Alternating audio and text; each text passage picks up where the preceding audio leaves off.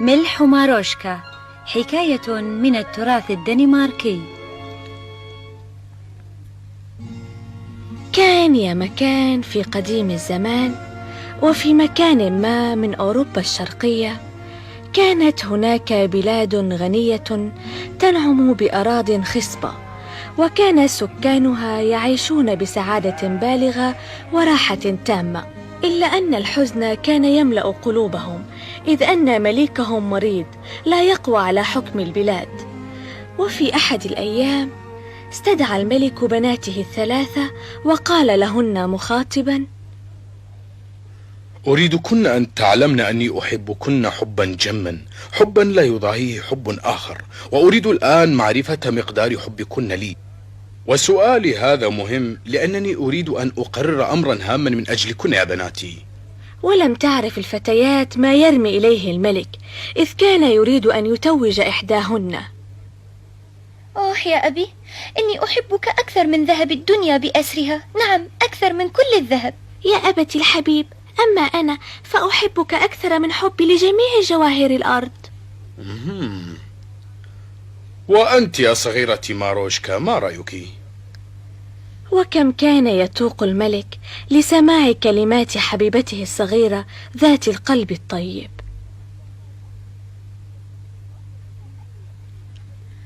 أما أنا يا أبي العزيز فأحبك كثيرا، أحبك كما أحب الملح تماما. ماذا؟ الملح؟ الملح؟ أتقصدين ملح الطعام؟ أتتحدثين عن الملح المتوفر في كل مكان، الملح الذي لا ينفد؟ كان الجميع محقا فيما قال، فالملح يملأ أرجاء أرض المملكة. وغضب الملك كثيرا، وكانت دهشته كبيرة لسماع كلمات ابنته التي كان يحبها كثيرا. أوه، يا لك من جاحدة، كيف لك أن تقارنيني بالملح الذي لا فائدة منه؟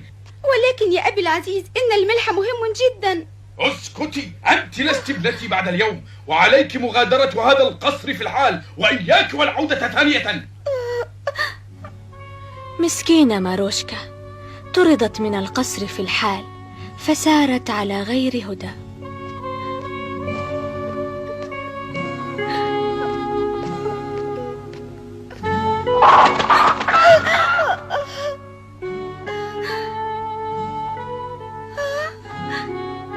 كم أنا سعيدة، هناك منزل، يا إلهي.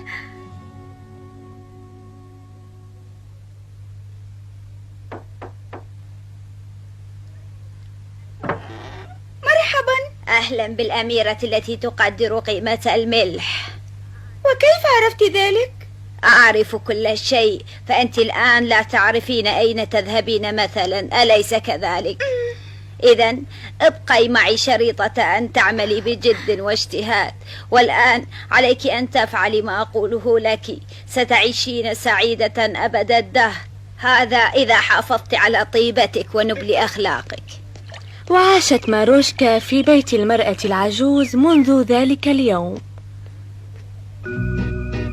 في تلك الأثناء كانت أختاها تعيشان في القصر كما تعيش الملكات تماما، وسرعان ما بدا واضحا كثرة انشغالهما بالثياب الجميلة وبالذهب والمجوهرات، وقلما كانتا تعيران أباهما أي اهتمام. يا للعار، عندي 3 بنات، ولكن لا تصلح أي منهن أن تكون ملكة. لقد حان الوقت.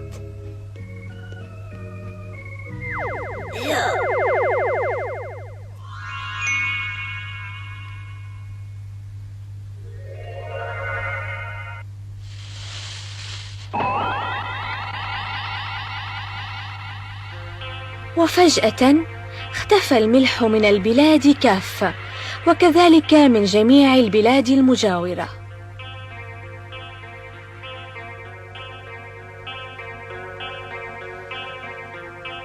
الطعام جاهز. ماذا؟ طعام حلو المذاق؟ لا أريده، لا أريد. المعذرة. سأمنح كل ما أملك من مجوهرات مقابل القليل من الملح. ماذا؟ ألا نستطيع الحصول على الملح؟ معذرة سيدتي، فالملح أثمن من الجواهر كلها. إنه أثمن شيء في الوجود هذه الأيام، إنه أثمن من الذهب. وفقد الناس حيويتهم ونشاطهم في تلك البلاد، وكذلك الحيوانات فقدت نشاطها أيضا. أوه، ابنتي ماروشكا، كم كنت غبيا. أبي، أحبك كما أحب الملح تماما. سامحيني. كانت ماروشكا تعيش سعيدة في كوخها الصغير داخل الغابة. ماروشكا، لقد حان موعد عودتك إلى القصر. أنا أعود إلى القصر؟ الجميع الآن بحاجة إليك يا عزيزتي. ولكن لقد طردت، فكيف لي أن أعود؟ سأبقى معك هنا. اذهبي آمرك. حاضر.